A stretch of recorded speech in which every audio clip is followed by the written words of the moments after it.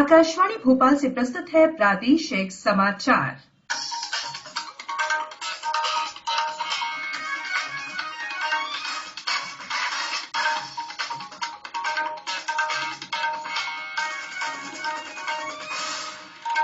नमस्कार, समाचारों के साथ मैं संयुक्ता बनर्जी। कोविड मरीजों की संख्या फिर से बढ़ रही है, इसलिए सभी श्रोताओं से अपील है कि कोई भी कोताही न बरतें। सभी सुरक्षा उपायों का पालन करें और 45 वर्ष से ऊपर के सभी लोग बेहिचक टीका लगवाएं। सुरक्षित रहें और इन आसान उपायों का पालन करें। मास्क पहने, 2 गज दूरी है जरूरी, सुरक्षित दूरी बनाए रखें, हाथ और मुंह साफ रखें। और अब मुख्य समाचार। डीआरडीओ प्रधानमंत्री केयर फंड से 500 मेडिकल ऑक्सीजन संयंत्र लगाएगा। कृषि ढांचागत कोष ने 8,000 करोड़ का आंकड़ा पार किया। और पश्चिम बंगाल में विधानसभा चुनाव के 8वें और अंतिम चरण में मतदान कल, सभी तैयारियां पूरी। अब समाचार विस्तार से। रक्षा अनुसंधान और विकास संगठन डीआरडीओ अगले 3 महीनों में प्रधानमंत्री केयर फंड से 500 मेडिकल ऑक्सीजन संयंत्र लगाएगा। रक्षा मंत्री राजनाथ सिंह ने बताया कि वायुसेना के तेजस लड़ाकू विमान के लिए डीआरडीओ ने मेडिकल ऑक्सीजन संयंत्र तकनीक विकसित की है, जो कोविड मरीजों के लिए ऑक्सीजन ढुलाई के काम में मदद कर रही है। श्री सिंह ने डीआरडीओ की प्रशंसा करते हुए कहा कि वो इस तकनीक का इस्तेमाल कोविड रोगियों के लिए ऑक्सीजन उत्पन्न करने में कर रहा है। कृषि ढांचागत कोष ने 8,000 करोड़ का आंकड़ा पार कर लिया है। कोष में निवेश से कई कृषि परियोजनाओं को बढ़ावा मिलेगा, जिससे देश के किसानों को फायदा होगा।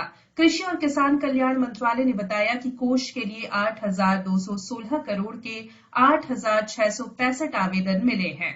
इसमें प्राथमिक कृषि ऋण समितियों का 58% हिस्सा है। इसके बाद कृषि उद्यम और किसानों ने आवेदन किया है। कोष से कृषि परियोजनाओं में निवेश के लिए मध्यम और दीर्घ अवधि के लिए ऋण सुविधा प्रदान की जाएगी। इस योजना के तहत 1 लाख करोड़ रुपए बैंक और वित्तीय संस्थानों से 3% वार्षिक ब्याज दर से ऋण के रूप में प्रदान किए जाएंगे।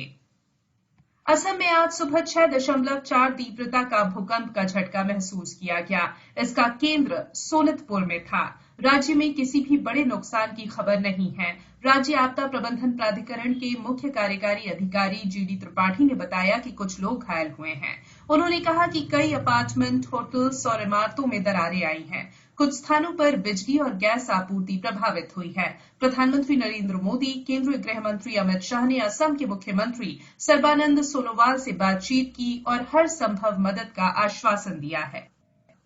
प्रदेश के सभी शासकीय और अशासकीय विद्यालयों में कक्षा 10वीं और 12वीं को छोड़कर शेष कक्षाओं की ऑनलाइन क्लासेस 31 मई तक संचालित नहीं होंगी।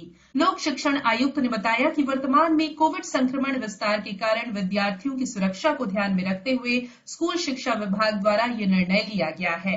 ये निर्णय सीबीएसई, आईसीएसई, माध्यमिक शिक्षा मंडल और किसी भी बोर्ड से संबद्ध सभी विद्यालयों पर लागू होगा। कोविड-19 से बचाव और सुरक्षित रहने के 3 उपाय। मास्क लगाएं, 2 गज दूरी है जरूरी, सुरक्षित दूरी रखें, हाथ और मुंह साफ रखें। पश्चिम बंगाल में विधानसभा चुनाव के 8वें और अंतिम चरण में कल होने वाले मतदान की सभी तैयारियां पूरी कर ली गई हैं। मतदान सवेरे 7 बजे शुरू होकर शाम 6:30 बजे तक चलेगा। इससे पहले 7 चरणों में हुए चुनाव में विधानसभा की कुल 294 में से 257 सीटों पर वोट डाले जा चुके हैं। कल 4 जिलों के 35 निर्वाचन क्षेत्रों में वोट डाले जाएंगे। इसके साथ ही कूच बिहार जिले की शीतलकुची निर्वाचन क्षेत्र के मतदान केंद्र 126 पर फिर से वोट डाले जाएंगे। वोटों की गिनती रविवार यानी 2 मई को होगी। कोविड महामारी को देखते हुए निर्वाचन आयोग ने प्रत्येक मतदान केंद्र पर अधिकतम 1,500 मतदाताओं की बजाय 1,000 मतदाताओं के वोट डालने की व्यवस्था की है। मतदान केंद्रों के अनिवार्य रूप से सैनिटाइजेशन, प्रवेश द्वार पर मतदाताओं की थर्मल जांच की भी व्यवस्था की गई है। अधिक तापमान की स्थिति में मतदाताओं को टोकन दिया जाएगा और अंतिम घंटों में वोट डालने आने के लिए कहा जाएगा। राज्य सरकार का प्रदेश में ऑक्सीजन की उपलब्धता के लिए भरसक प्रयास जारी है। पहली ऑक्सीजन एक्सप्रेस ट्रेन आज 6 टैंकर में 63.78 मीट्रिक टन ऑक्सीजन लेकर भोपाल पहुंच गई है। प्रदेश के भोपाल और इंदौर एयरपोर्ट से भारतीय वायुसेना एयरफोर्स के विशेष विमानों से ऑक्सीजन टैंकर प्रतिदिन बोकारो और जामनगर भेजे जा रहे हैं।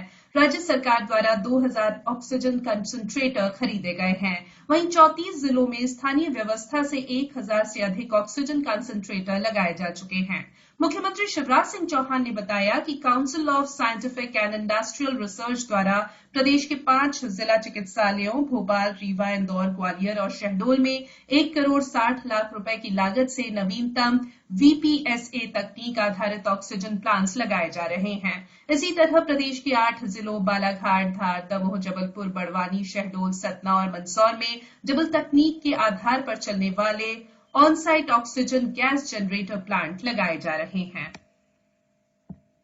देश में आज कोरोना संक्रमित रोगियों की रिकॉर्ड संख्या में वृद्धि दर्ज की गई है। स्वास्थ्य मंत्रालय ने बताया कि पिछले 24 घंटों के दौरान 3,60,000 से अधिक नए कोविड रोगियों की पुष्टि हुई है। भारत में कोविड महामारी की शुरुआत से अब तक की ये एक दिन में सर्वाधिक संख्या है। इस समय देश में 29,78,000 कोविड रोगियों का उपचार चल रहा है। कुल संक्रमित रोगियों का ये 16.55% है। कोविड से स्वस्थ होने की दर 82.33% हो गई है।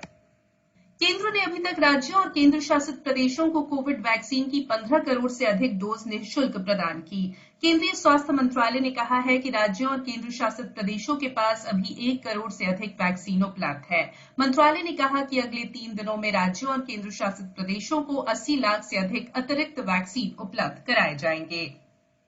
देश भर के साथ ही प्रदेश में भी 1 मई से 18 से अधिक उम्र के लोगों का टीकाकरण किया जाएगा। इसके लिए पंजीयन आज से शुरू हो रहा है। लोग पहले की तरह कोविन पोर्टल पर जाकर पंजीयन करा सकते हैं। इंदौर में इस अभियान के तहत 15 लाख लोगों का टीकाकरण किया जाएगा। सांसद शंकर लालवानी ने बताया कि जिले में 100% टीकाकरण लक्ष्य हासिल करने के लिए 375 केंद्र बनाए गए हैं। आईपीएल क्रिकेट में आज दिल्ली में चेन्नई सुपर किंग्स का मुकाबला सनराइजर्स हैदराबाद से होगा। मैच शाम 7:30 बजे से खेला जाएगा। वहीं कल रात अहमदाबाद में रॉयल चैलेंजर्स बैंगलोर ने दिल्ली कैपिटल्स पर 1 रन से रोमांचक जीत दर्ज की।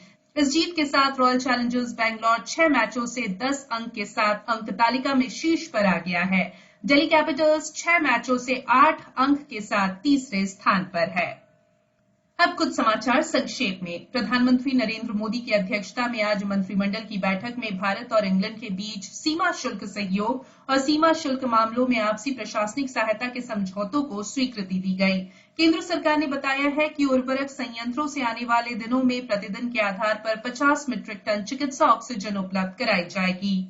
कृषि ढांचागत कोष ने 8,000 करोड़ का आंकड़ा पार कर लिया है। कोष में निवेश से कई कृषि परियोजनाओं को बढ़ावा मिलेगा, जिससे देश के किसानों को फायदा होगा। भारतीय प्रौद्योगिकी संस्थान कानपुर के प्रोफेसर मनिंद्र अग्रवाल के नेतृत्व में अनुसंधानकर्ताओं के एक दल ने देश में कोविड मरीजों की संख्या में शीघ्र ही गिरावट आने की भविष्यवाणी की है। इस बुलेटिन में फिलहाल इतना ही। अंत में एक अपील, मास्क और 2 गज की दूरी, हाथ धोना भी है जरूरी। नमस्कार।